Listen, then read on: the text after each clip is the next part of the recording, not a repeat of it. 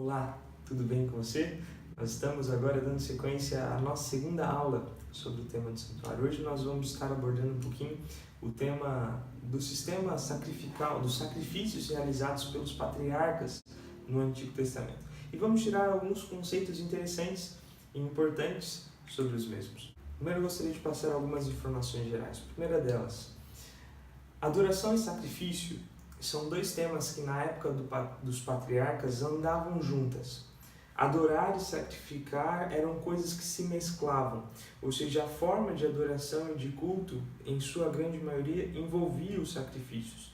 Fosse o sacrifício realizado durante a manhã, ou o sacrifício realizado pela tarde, ou pelas diversas motivações que aconteciam. Além disso, também nós percebemos que a maioria dos lugares de adoração revelado pelas Sagradas Escrituras, eles envolviam algum tipo de altar. A adoração e o altar estavam intimamente ligados. E aqui é o primeiro aspecto que nós já observamos sobre o santuário. Os altares já existiam desde o período patriarcal. Gênesis menciona alguns sacrifícios e a oferta mais comum parecia ser a oferta do holocausto, que era aquela oferta onde o adorador levava um animal, o sacrificava e o consumia por completo. Essa parece ser a oferta mais comum que era realizada naquela época.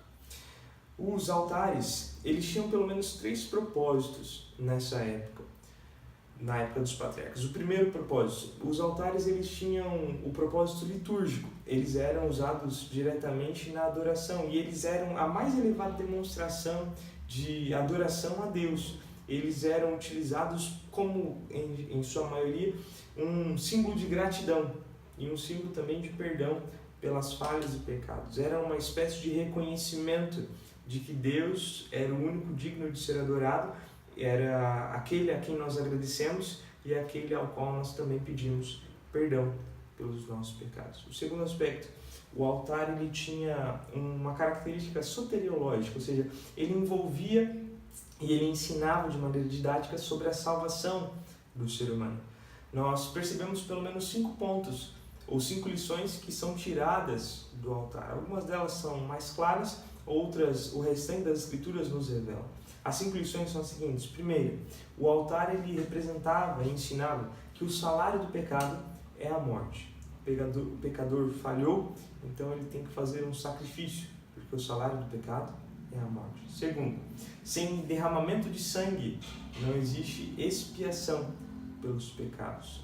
Devido ao pecado do ofertante, ele deveria matar um animal, porque o sangue era necessário para expiar os pecados. Terceiro, Deus proveria um substituto para morrer pelos seus pecados. O cordeiro, em fato, não pagava pelos pecados do ofertante. A fé era depositada num substituto futuro que viria para pagar pelos pecados. Quarto, o substituto seria o Cordeiro de Deus, que tira o pecado do mundo. E quinto, os méritos da salvação gratuita ao ser humano viriam unicamente por meio da fé e não pela obra humana. Ou seja, era por meio da fé de que Deus enviaria esse substituto futuro que ele era justificado naquele instante. Não porque ele fazia algo ou porque ele deixava fazer. Era por causa da fé, dessa atitude de confiar. Terceiro ponto, os altares eles tinham um caráter também missiológico. Os altares eles ficavam como monumentos e as pessoas que ouviam a mensagem do Deus verdadeiro de alguma forma passavam por aqueles lugares depois e tinham a oportunidade, o lembrete de que havia um Deus verdadeiro. Era diferente daqueles ao qual eles adoravam. E assim eles viam de maneira missionária a oportunidade de restaurar aquele altar e adorar também ao Deus verdadeiro. Então essas são as 3 características e os 3 significados dos altares. Um panorama geral dentro das Sagradas Escrituras. O sacrifício, ele é um tema que pertence à própria teologia e à fundação da religião das Sagradas Escrituras. Curiosamente, nós não vemos no Antigo Testamento o momento exato onde o sacrifício foi instituído. Nós apenas percebemos que em determinado momento ele começa a acontecer. A primeira vez que aparece o sacrifício é na história de Caim e Abel, de maneira clara, de maneira explícita. É na história de Caim e Abel. Nos próximos registros, simplesmente nos parece que o significado desses sacrifícios já são entendidos e que os ofertantes já entendem, pelo menos de forma embrionária, o que acontece naquele momento. Mas da onde vem essa prática, ou da onde nós percebemos que a oferta que o ato de sacrificar começa? Nós percebemos isso quando em Gênesis capítulo 3, Adão e Eva não recebem a pena da morte que lhes é devida. Eles, devido ao seu pecado, deveriam morrer, mas por alguma razão eles não morrem. Nós entendemos no verso 21 que essa morte ela não aconteceu porque um animal foi morto no lugar dele. E aí isso explica porque em Gênesis capítulo 4, Caim e Abel já oferecem sacrifícios, mesmo sem ter sido dada uma ordem direta a eles nas Sagradas Escrituras. Entendemos que o surgimento do sistema sacrificial ele surgiu logo após a queda. Ainda no Éden, Deus se revelou para Adão e Eva como aquele que viria no futuro morrer pelos seus pecados e os redimir da sua falha. Adão e Eva não morreram imediatamente porque Deus proveu o cordeiro, proveu para eles o meio de redenção. Adão e Eva acreditaram e por isso o animal foi morto no lugar dos dois. Ou seja, a ideia que é embrionária, que está no seu começo em Gênesis capítulo 3, ela se desenvolve por todo o Antigo Testamento. O que é inicial, é apenas uma ideia em Gênesis capítulo 3, se desenvolve de tal forma que dá base para todo o sistema sacrificial, para todos os sacrifícios que os israelitas fizeram depois. Adão e Eva já estavam colhendo os méritos do sacrifício de Cristo que viria no futuro. E eu gostaria de analisar com vocês um pouquinho melhor esse texto que, apesar de estar implícito, fala de certa maneira sobre o sacrifício que acontece ali no Éden. Deus ele pega vestes de animal e cobre Adão e Eva. E o verbo, a palavra que é usada ali, é dito que eles foram vestidos, Deus os vestiu. Esse verbo é curioso porque ele aparece em dois outros momentos especiais dentro das Sagradas Escrituras. O primeiro, esse texto ele aparece quando um rei ou alguém de elevada importância veste um dos seus súditos com vestes de honra, com vestes de graça.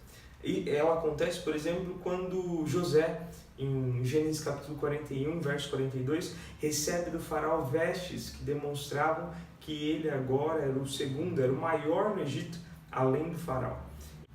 Esse é o primeiro texto. O segundo texto é quando Saul coloca suas vestes sobre Davi, ali em 1 Samuel capítulo 17 e 38. Nós percebemos então que a ideia que aparece aqui em Gênesis capítulo 3 envolve a ideia de Deus como Rei do Universo, colocando vestes de importância sobre Adão e Eva. Então as vestes que eles recebem não são apenas vestes para protegê-los do calor ou protegê-los do frio, não são apenas vestes para cobrir a sua nudez, são também vestimentas que o rei coloca sobre aqueles dois, elevando-os acima da posição na qual eles estavam anteriormente. E a segunda vez onde esses textos aparecem, aqui também intimamente ligados com a ideia do santuário, esse verbo ele aparece quando Moisés veste os sacerdotes, ou seja, quando alguém de altíssima importância veste alguém para que comece a atuar como sacerdote. Êxodo 28, 41, 29, 8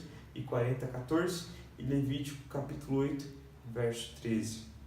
Então envolve também essa ideia do sacerdote sendo vestido para ministrar de alguma maneira. Esse eco ele aparece de maneira especial em Zacarias, capítulo 3, versos 3 a 5, quando as suas roupas sujas e ele tem que trocar as suas vestes. Nós percebemos então que aqui Adão e Eva, de maneira muito sucinta e muito especial, eles têm as suas vestes trocadas. As suas vestes antes de figueira são substituídas por vestes de pelo de animal, que esse animal era um representante do Salvador que viria e morreria por eles. Então eles recebem vestes especiais, vestes das quais eles não eram merecedores. Isso já nos dá um panorama do que aparece de maneira mais clara no restante das Escrituras sobre a justificação própria e a justificação pela fé. A justificação própria, comparada a essas folhas de figueiras que simplesmente se desfariam no decorrer dos anos, são trocadas por vestes animais que realmente os protegeriam e eram um símbolo do status que Deus dava para eles por meio dos seus próprios méritos, os méritos de Deus mas não de Adão e Eva. O segundo exemplo que nós vemos isso de maneira clara na época dos patriarcas é o sacrifício de Caim e Abel. A maioria das ofertas do Antigo Testamento envolviam sangue. A maioria das ofertas na época dos patriarcas, de forma especial, envolviam sangue. Só que a oferta de Caim é uma exceção a essa regra. A oferta de Caim não envolve a morte de nenhum animal. Ele pega os frutos da terra, o que ele colheu da terra, e isso ele oferece como sacrifício. A grande questão em que envolve a ideia do sacrifício de Caim e Abel é que o sacrifício de Abel ele foi oferecido com fé. Ele foi oferecido com o espírito interior de maneira correta. No seu coração, Abel tinha fé. Nós vemos isso em Hebreus capítulo 11, verso 4. Abel depositou a sua fé no Salvador futuro que viria. Enquanto isso, Caim, ele ao fazer o sacrifício, ele coloca os seus méritos, as suas próprias vontades e as suas próprias obras acima da fé. Nós percebemos então que a ideia do sacrifício ela envolve duas coisas. Primeiro, eu tenho que ter a atitude correta dentro do meu coração. Eu não devo colocar as minhas próprias obras ou o meu próprio sacrifício como mérito próprio para ser aceito por Deus. Eu sou aceito devido à fé, ao acreditar no substituto que vem e morre pelos meus pecados. Ao mesmo tempo que eu tenho que ter a atitude externa correta. Se Deus pediu algo específico, eu entrego a Ele este algo específico e não que eu mesmo acho ou acredito ser o melhor.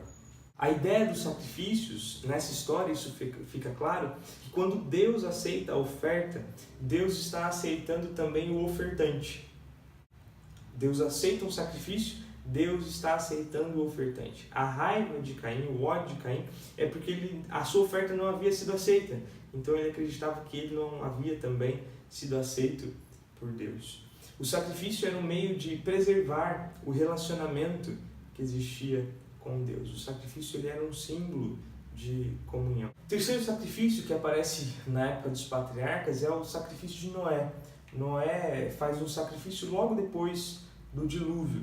O seu sacrifício demonstrava a gratidão pelo amor e pelo cuidado de Deus por haver o protegido em meio ao grande dilúvio, mesmo ele não sendo merecedor. Mas o outro aspecto também era um próprio pedido de perdão e envolvia já a ideia de expiação pelos seus pecados. O sacrifício de Noé tem proporções tão gigantescas que Deus ele faz uma promessa que dura até a sua vinda. Não destruirei novamente por água a humanidade que eu criei. O sacrifício realizado por Noé nos atinge até hoje, porque a promessa que Deus realizou ali veio da sua fé e da sua confiança. Aqui tem um aspecto curioso e bonito sobre essa história. Nós muitas vezes não conseguimos dimensionar, nem imaginar o poder da fé. Imagina a fé desse homem Noé ao realizar aquele sacrifício. A bênção chega até nós nos dias de hoje, séculos e séculos depois do sacrifício que ele realizou. E nós vemos também como nosso Deus é misericordioso e cumpre as suas promessas de maneira fiel, porque Deus até hoje, mesmo depois da morte de Noé, continua honrando o compromisso que havia feito com ele.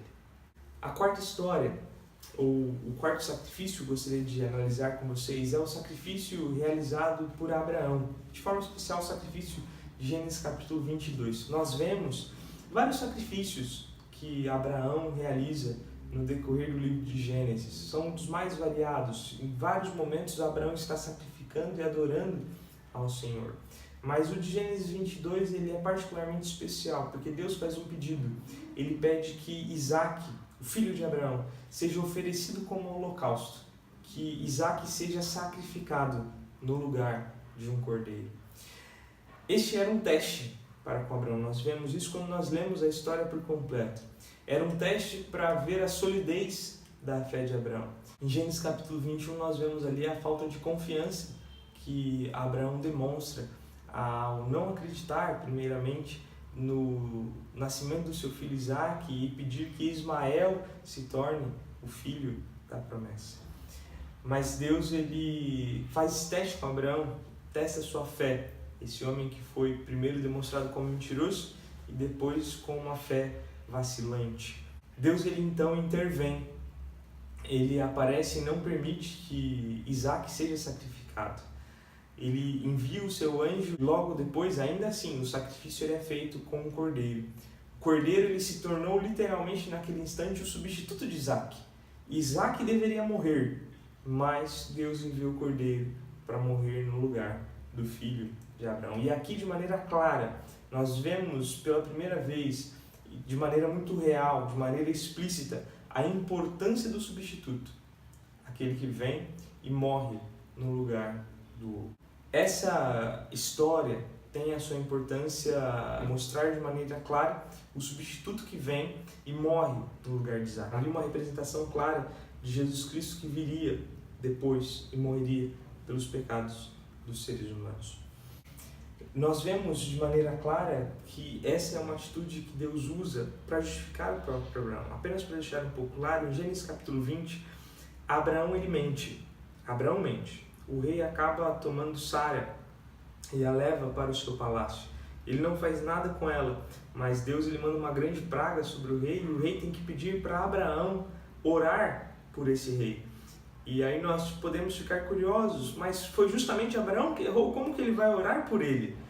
E em Gênesis capítulo 21 nós vemos ainda mais uma falha de caráter de Abraão na sua falta de fé.